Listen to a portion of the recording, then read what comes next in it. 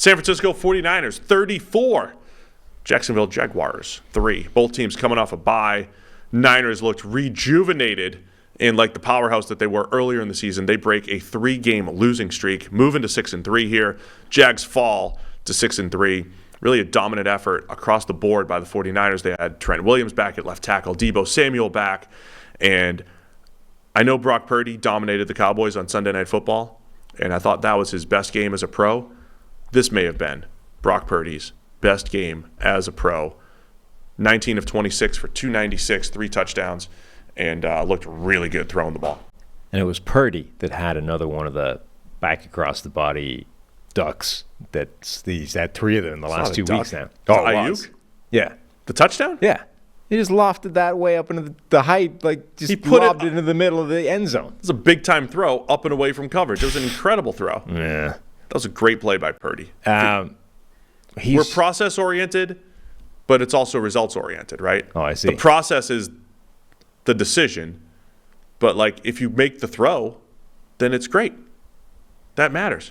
It's a great throw by Purdy, that touchdown to Ayuk on the scramble drill. I mean, Tyson Campbell stops running in the direction of the football, and that's the only thing that lets it go over his head. That's the scouting report. Throw back across Tyson Campbell. He'll stop running.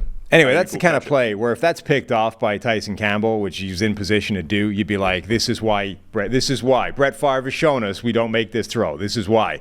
And previously, like last week, he had a couple of those plays. And you're like, how did he get away with that? And then this week, there's a third one. It's like he's in the bag of this, like the anti-Brett Favre throw.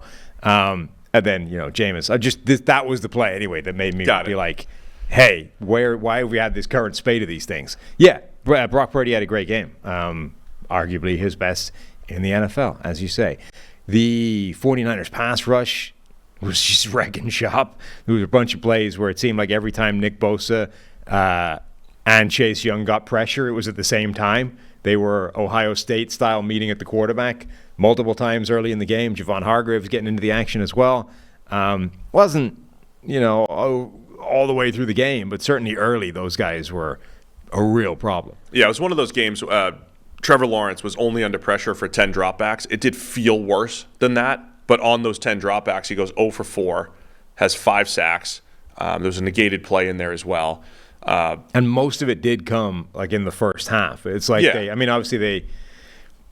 it's like once the game got in control, it sort of eased off or they got a better handle on it. But like the first half was almost all of that pressure. So a couple other key plays here. The bomb to Kittle on 2nd and 1, they chuck it up. It ends up was a 75-yard touchdown, whatever. 66-yard touchdown. To George Kittle. That was a great throw. Under pressure. Yeah. Right? Tight pocket. And again, the Niners taking a chance. I don't know how much we can reveal from our conversation with Bobby, but he had recently, obviously he knows Kyle and the Niners. Probably less than you're about to reveal. But yeah, I'm just saying he had recently just watched Purdy against the Bengals because they're playing Cincinnati. And I guess he basically, he kind of made the suggestion maybe to get out of this little funk, they need to come out chucking it. Is that allowed? Is that too much? I mean, again, it's who knows? That's why he's not coming on the show here. Yeah. That's why he's never going to be on the show. Right. He did point out that he's aware that you revealed more. No, he doesn't. He doesn't listen to us. It's not. He was joking with me. I don't know. It felt like the Niners came out and said, "Let's get this pass game back on track. Let's try to create some shot plays here." And they, especially on 2nd and 1, like I said with Kittle. And it worked. I thought this was early season dominant 49ers, the team that for a stretch looked like the best team in the NFL. Add that to the pass with the pass rush, and they had it all going in this game. Yeah, no, this was a complete performance. And then, it was closer than the score for a while, and then San Francisco had that monster play where they stripped Christian Kirk in the red zone, return it for what looked like a touchdown. Thomas, was it Avery Thomas? Just an insane play. Like, what was that final call? So he strips the ball, recovers it, gets up, like he's on the floor, dives on it. Then was like, I'm free. Jumps up, returns it all the way for a touchdown. They take it off the board, and this is the kind of penalty that if I was a head coach would piss me off more than anything else in the world. They take the touchdown off the board because in celebrating the turnover, the 49ers bench essentially runs onto the field during the return, which is like a penalty. They called it unsportsmanlike or something was the umbrella term that they That took the touchdown off the board? So it was a penalty because they did they ran onto the field essentially and obstructed the play as it was happening. You're like, how hard is it to just stay on the sideline? But also, what's the difference between that and Josh Allen pointing? Because they called that unsportsmanlike, but they didn't take the touchdown off the board, because this which I think ends is the right. play. Because this as soon as the sideline bounces on it, it's like the Stanford play, I got you. right? It's like the play's done because you've just Fans on the field. Yeah, you've interfered with the play. Josh Allen is just taunting during the course of a play, which is applied after the play finishes. So, if I was a coach, if this was a close game, can you imagine that being the difference between winning and losing? You morons couldn't stop running 4 yards onto the field? Really? That's one of the dumbest penalties. That was collective. A whole bunch of them did it. Ridiculous. Anyway, huge play by them. They ends up not mattering, obviously, because they ran away with it. But God, that would have driven me insane if I was a coach. Yeah, I'd be furious. That would be bad. But like I said, so dominant outing by the Niners. One thing we forgot on the preview show, forgot to think about this. Trayvon Walker for the Jags, him and Josh Allen, because they've got some old school 3-4 elements where they're the two edge rushers, but they'll both drop into coverage 8, 12, 15 times a game between the two of them. And that Kyle Shanahan and the Niners are going to be able to exploit that. And they did that early on. Trayvon Walker in coverage, George Kittle gets behind him for a big game. This was I referenced a couple old Niners-Jags games on the preview show. The one way back in '99 where the Jags won 41-3, just as a joke. But the one where Kyle Shanahan came in and they beat up the 2017 Jags and just dominated from start to finish. That's what this game felt like, where it's you've got Trayvon Walker dropping into coverage. All right, that's dumb. Here's George Kittle for a 30-yard gain, whatever it was, 29-yarder. 49ers had answers, and they dominated up front. Chase Young looks like he's going to fit. Pass rush was fierce, like you said, early on. And then from a Jags perspective, I think we just get back to this. They've had games where they just don't show up over the last couple years. They've also bounced back from those, much like the Bengals. But they've had these random games where they don't show up, like training camp. Sometimes they have a great day one day and bad the next, like when we were there. And those are tough to predict here. I also think it still brings into those questions: are the Jags ready to compete with the best teams? Right. And this is the Jags and the Lions are effectively the same team in alternate conferences in terms of unexpectedly supposed to be the top team in their division, relative to sort of historical context. They're the team that's now emerging. They want to be contenders. Now the question is, how for real are you? And they're going to go through a series of litmus tests over the course of the season. Both teams have been passing most of them so far, but this is the kind of game, similar like Dallas, same thing, right? San Francisco are one of the teams that is unquestionably the standard, even though they went on a 3-game losing skid. You are going to have to run up against a team like that, and if they beat the crap out of you, it's not a good sign for where you stand relative to true contenders. Mentioned on the preview show, there was this for the Jags. This game against the Niners, the Bengals. They have a Thursday night game at home. They got the Ravens in a primetime game. Those are some of those big tests. They passed the Bills test a few weeks back in London, but this was a rough one for the Jags, for Trevor Lawrence.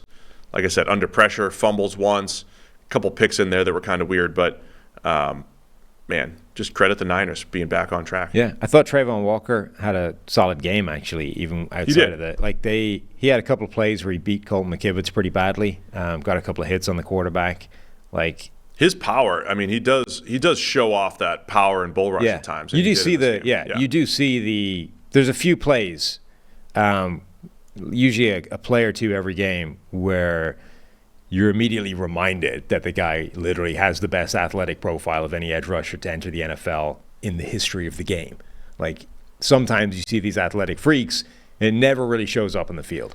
Whatever about the player Walker will or will not become, you do see that at least once or twice every game. We're like, oh yeah, sure, yeah, that's why they drafted him number 1 overall. Now there is also this element of him and he doesn't get as many opportunities to like legitimately just put his hand in the dirt and rush. Right. There is a lot of like, I'm a stand-up linebacker. Am I dropping into coverage? I'm gonna chip the tight end on my way to the quarterback or whatever it might be. He doesn't get as many of those pure opportunities. I don't know if that affects his production a little bit, but yeah, Trayvon Walker remains just intriguing because he went number 1 overall. Right. I do. So there's a graph posted by the guys at ESPN that had his pass rush win rate basically the same as Aiden Hutchinson's, and there were a few people tweeting at me being like, "Oh, I see, Trayvon Walker's actually really good. Why were you so hard on the kid?" You should clap back. Well, clap back. The automated pass rush win rate from ESPN has some problems to it, right? Because it's automated. There's a reason you don't let a computer do everything in the world, because much as AI, like that picture that AI created of you and your son, there were some flaws in that picture. Because AI, good as it is, has some blind spots. I forgot to send that to Kelly. And we don't allow AI to do everything in the world because sometimes people know better than machines, right?